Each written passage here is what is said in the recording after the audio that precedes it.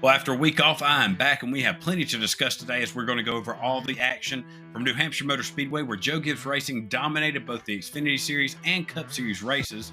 Also, we'll take a look at that top points battle for the final playoff spot in the Cup Series with just 6 races remaining in the regular season.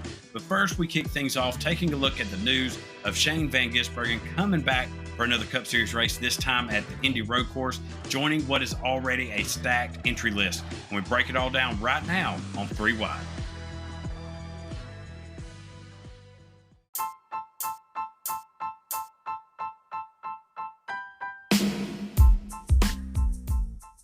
So before we get started on this week's episode of 3 Wide, let me tell you about our presenting sponsor, Hunt to Harvest. If you're looking to update or upgrade your hunting apparel, then hunttoharvest.com is where you need to go, where you can check out their awesome selection of shirt designs, which includes turkey hunting as well as multiple types of fishing. They also have a special sale going on right now with their long sleeve shirts, so if you're looking to get a head start on your winter collection, hunttoharvest.com has the deals for you. And they still have that mystery box special going on where for $33, you can get 3 shirts chosen at random sent to you. And for $11 a shirt, with this high quality of product, you're not going to find a better deal anywhere else.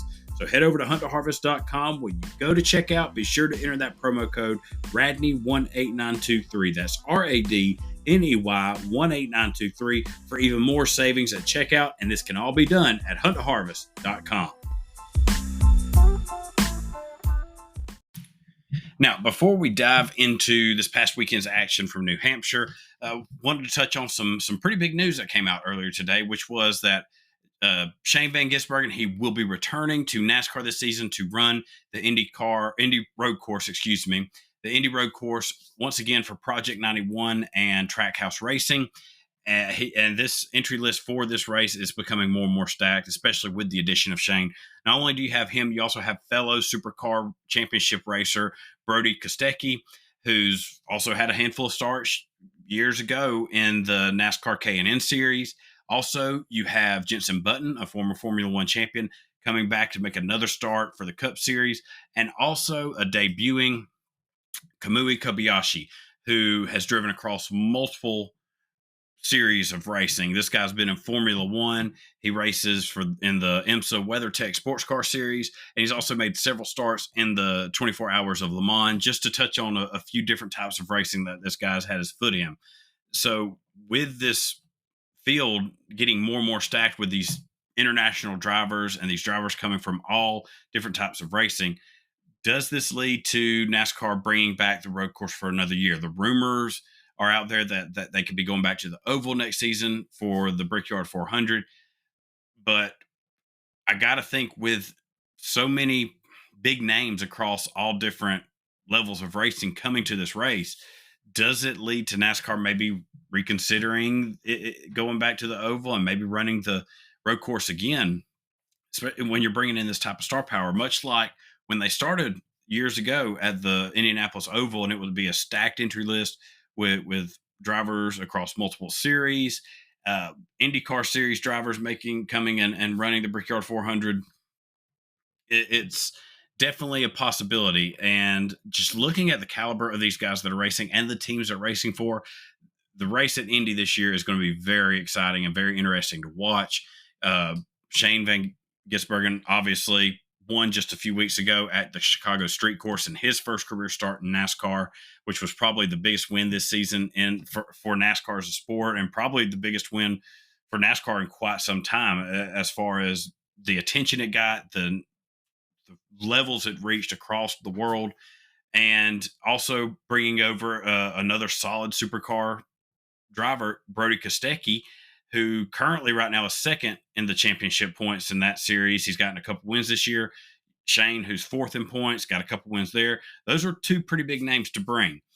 And then with Brody, like I said, he's made some K&N starts, so this won't be his first time in a NASCAR stock car. It'll be the first time in quite a while, but he does have a little taste of it.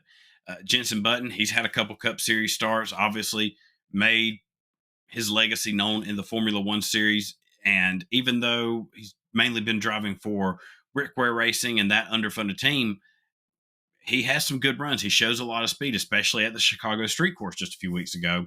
And Kobayashi, just as many series as this guy's been in, and driving for 2311 Racing, driving for Toyota in the 67 car. He's going to be strong. Those are going to be the guys that everybody's looking at. It's not going to be all about these Cup Series guys. And yes, the final stretch to the playoffs, this will be one of the last races before the playoff starts. So that's going to be a big story. But you're going to have so many eyes on this one race weekend from Australia, from Japan, from the UK.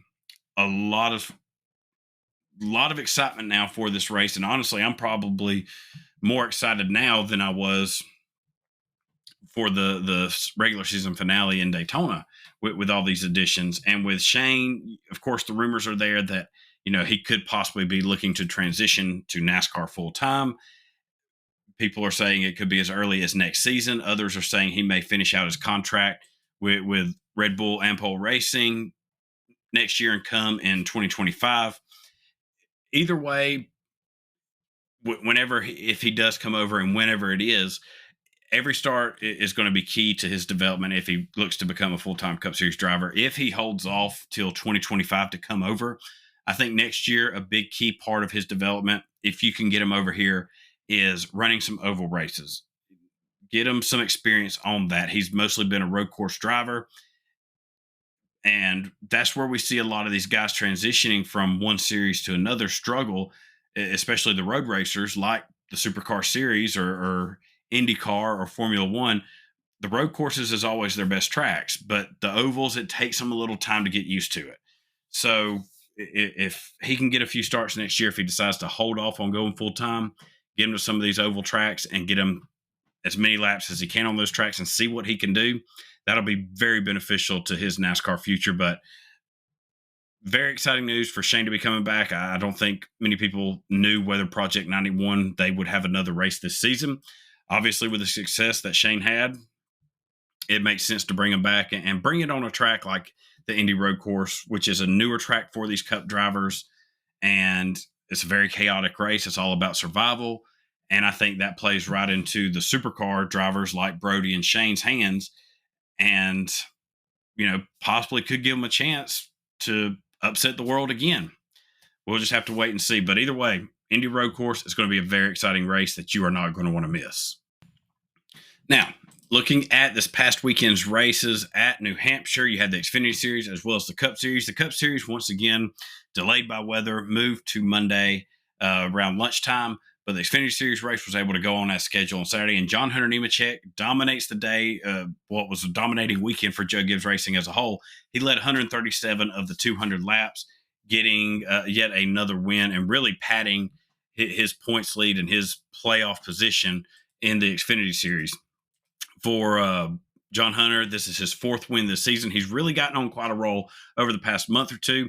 Chandler Smith, he came away in second and was a solid car, but I just don't know if anybody really had anything for John Hunter. Austin Hill, he got a solid third-place finish, and Daniel Hemrick got a fourth-place finish. And Daniel has really stepped up his game as well and really padded his cushion between that cutoff line. I believe he's up, I can't remember if it's 40 or 60 points, but he has definitely built up quite the gap to that cutoff line. Josh Williams, he comes away with the eighth-place finish, a solid finish for him, along with Brett Moffitt and Mason Massey. All those drivers get top tens. Jeb Burton in seventh. It was a pretty good day for a lot of those guys that needed those solid results. Another poor finish for Parker Clearman, unfortunately, which will not help him. I believe now he's 18 points back below the cut line as we're getting ready for this final stretch. But the big story from this race, or that seemed to catch a lot of the highlights, was there at the end, the battle between Sheldon Creed and Cole Custer. And coming right there to the end of the race, it was extended 6 laps due to overtime. I forgot to mention that the race went to overtime. And Sheldon was racing Cole very hard coming to the checker flag. You had Sheldon on the inside, Cole on the outside, and Sheldon rode Cole up into the marbles that got Cole out of shape, gets loose coming out of turn 4, and right rears Sheldon into the outside wall. Just, to me, a product of hard racing. I know Cole was not happy with it. Sheldon was getting all that he could, but what really stuck out to me was the comments on social media afterwards. We've had two incidents mainly that have caused suspensions with right rearing somebody. And we've had some drivers get away with right rearing other drivers and not really get a penalty. But in this instance, it's obvious Cole Custer got loose. He was out of shape trying to gather it up. Did it hurt his feelings that he gathered Sheldon into the wall and really kept him from getting a good solid finish? No, it did not hurt Cole's feelings, but it was nothing intentional. But like I said, what was funny was the reaction on social media. Fans who probably were losing their mind when Chase Elliott right reared Denny Hamlin into the outside wall, and Bubba Wallace when he did it to Kyle Larson in Las Vegas, their responses were quite the opposite. They were a lot of what I saw were people saying, "Well, that's what Sheldon gets," or saying, if they were Cole, they'd have done the same thing. Things like that, kind of playing it off. And I know it wasn't anything intentional. I want to make that clear. This wasn't Cole Custer getting payback. It was just a racing accident that happens, and Sheldon just happened to get right rear into the outside wall. But the way that they were, fans were reacting with the whole, well, Sheldon deserved that, or if I was Cole, I'd have done the same thing. To me, it's just completely polar opposite of what fans have been saying. Like I said, when Chase did it to Denny, people were losing their minds. Well, nothing's going to happen to the Golden Boy. He's not going to get suspended. When Bubba Wallace did it to Larson, Bubba went over the top. He lost his mind. He lost his cool. He needs to be parked for the rest of the season. And now with this incident, though it wasn't intentional, you have people saying, well, if it was, then Sheldon got what he deserved. It's not really the message we need to be sending. You can look at this and say it was obvious it was not intentional. This was a Cole getting loose and just happened to send somebody in the wall. That's fine. But to take it to the point where where fans are pretty much like, well, if it was intentional, he got what he got. That's fans not being consistent either when we're crying for NASCAR to be consistent with these right rear incidents. So like I said, it was purely a racing incident. It was just a very interesting response, in my opinion, from NASCAR fans. Now, going to the Cup Series race, like I said, it was another dominating day for Joe Gibbs Racing, this time for Martin Truex Jr. He led 254 of the 301 laps, won both stages. Another Martin Truex Jr. dominated race, and his third win on the year. He's really setting himself up to be the favorite for the championship, the favorite leading into the playoffs for a guy who could go all the way to the Final Four. And I don't see anybody else right now on a consistency level that's meeting Martin on that. There's a lot of comers and goers in the front. I think his next best competitor is William Byron. Now, William, he had led some laps, but had, I believe, an incident on pit road that really took him out from getting a good, solid run. But just looking up and down the running order, it just bounces all over the place. You had Joey Logano. He came away with a solid second place finish, qualified fourth. Kyle Larson, third. Kevin Harvick, fourth. Brad Keselowski, fifth. Guys that have had good runs throughout the season, but nobody with the consistency, especially here lately, that I think that Truex has shown. But looking deeper into this top 10, some guys with some really good finishes. You got Bubba Wallace with an 8th place finish, which Bubba was very good last year at New Hampshire, and he showed it wasn't a fluke. He had another good solid day, finishing with another top 10. Austin Dillon, he gets his first top 10 since I believe it was Talladega. No, not Talladega. That was Chase Briscoe. But Austin Dillon, it's his first top 10 since the Coke 600. Chase Briscoe, he's the one who's getting his first top 10 since Talladega. And that was during the time when Chase looked to be the next guy up at Stewart-Haas Racing. He was scoring top 5s. He was on a good streak of that and top 10s. And then he's just really done absolutely nothing since then. It's been a very rough year for Stewart-Haas Racing, especially Chase Briscoe. He comes away with a top 10 finish, possibly a shot in the arm for that team, maybe to get some momentum rolling. May not make the playoffs, but at least start building up towards 2024. And it was a solid day overall for Stewart-Haas Racing. Eric Almirola, I had him in my fantasy picks because his 2021 win was no fluke. He's been very solid, especially over the past few seasons at New Hampshire. It was no different this year. He scored stage points in stage 1 and was looking to win stage 2 when on a late restart, when they came to pit road, he took 2 tires. The crew did not get the lug nut on the back right tire tightened, and as they went to turn one, he lost it and wrecked, which ended what was going to be a good solid day for Eric. Could he have gotten up there and beaten Martin Truex Jr.? I don't know if he could have straight up, but as many restarts as we had in the end of the race, he would have had plenty of opportunities to get up there and try and make something happen with Martin. But just overall, this race, it just felt off for a lot of big name drivers, especially Chase Elliott. Chase just did not seem to have it today. He didn't qualify that great. He finished in 12th, but he was pretty much non existent all day. The biggest thing with Chase, because he's trying to make it in, he's trying to build up, cut down that points gap. He came in with a 60-point gap. He leaves with a 60-point gap. That is a big hit to his playoff chances. Now we are still coming to a good part of the schedule for him with road courses like Watkins Glen, which has been one of his better tracks over the schedule. Indy Road Course, we know how good he is at road courses, of course. And you still have Daytona out there. That's a wild card. And Michigan, he's been very solid there. So still plenty of opportunities for Chase to build up, to get that gap closed down, to get up into a points battle for that final spot, but also plenty of spots right there where he could get a win and immediately put himself into a playoff spot. So, like I said, he's still got a chance. The window's still open, but we are starting to see it close. And before we get off of this episode, I just want to touch on real quick the playoff battle going on back there. I said in my YouTube video this week, I think we are getting ready to see the tightest battle for the final one or two playoff spots than we have seen in the entire existence of this playoff era, even going back to the chase for the Cup years ago when Nextel was the title sponsor of the sport. Right now, Bubba Wallace, he's in 15th place, 2 points above the cut line. Michael McDowell, who's in 16th, he is 1 point above that cut line, and that is all thanks to him getting a 10th place finish in the first stage.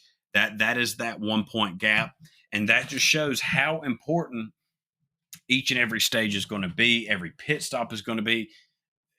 It's going to be that tight, and I don't with the number of tracks, the type of tracks we got coming up, I don't know if we're going to see somebody run away with this. You might have one race where the gap's pretty good, and then the next week it just completely goes away. And to me, the best example of that is Ty Gibbs, who came into this race.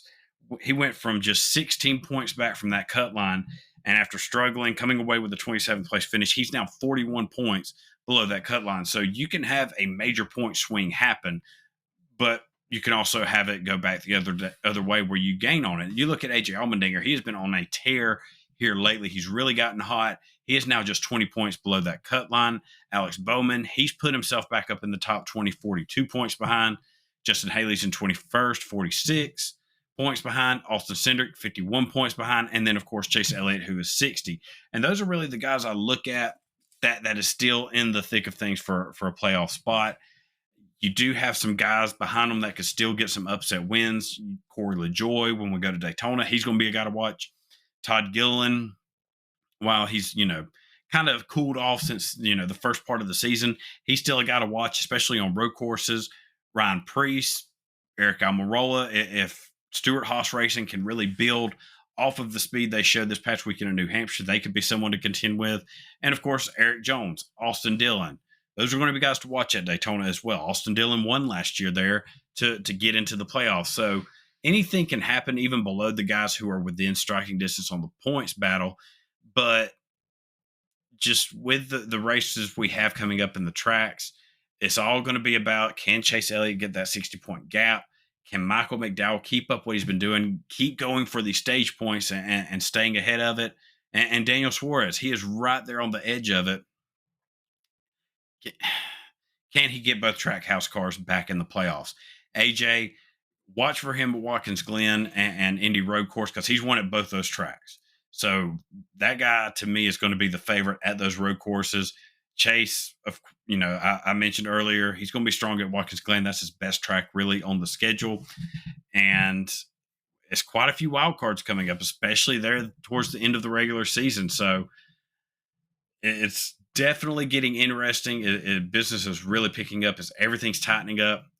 the guys that are right now above Bubba Wallace in points, I feel like they're pretty good locked in. You're Kevin Harvick, Brad Keselowski, Chris Buescher.